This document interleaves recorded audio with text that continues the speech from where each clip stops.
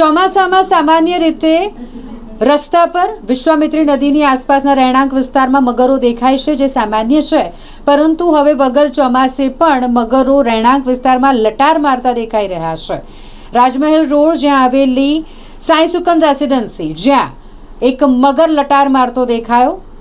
રહેણાંક વિસ્તારમાં આ મગર પહોંચી ગયો છે। વગર ચોમાસે રેસિડેન્સીમાં મગર ઘૂસી ગયો, જેની જાણ જીવદયા પ્રેમીઓને કરવામાં આવતા 9 ફૂટના મહાકાય મગરનું રેસ્ક્યુ કરવામાં આવ્યું।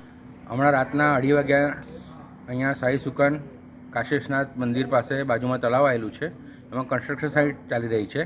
એમાં સિક્યુરિટી ગાર્ડમાં જે સંદીપ ગાવડે કરીને છે, એમનો ભાઈનો મને કોલ આવ્યો, કંઈ 7 ફૂટ 8 ફૂટ મોટો મગર બહાર આવી ગયો છે।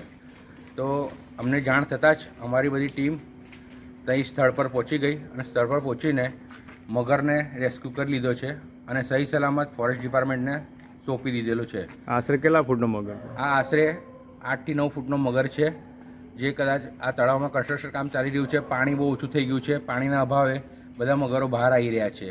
તો હું સરકારને અપીલ કરીશ કે જેટલું બને એટલું જલ્દી આ મગરોને અહીંથી ટ્રાન્સફર કરે, જેથી કરીને એ લોકો જે બહાર રહેણાંક વિસ્તારમાં જે અહીંયા લોકો સૂતા હોય છે, ફૂલપાટ પર બધા માણસો સૂતા હોય છે, કોઈ જાનહાનિ ના થાય, એના માટે હું તકેદારી લેવા માટે ગવર્મેન્ટને કહીશ। જય હિન્દ।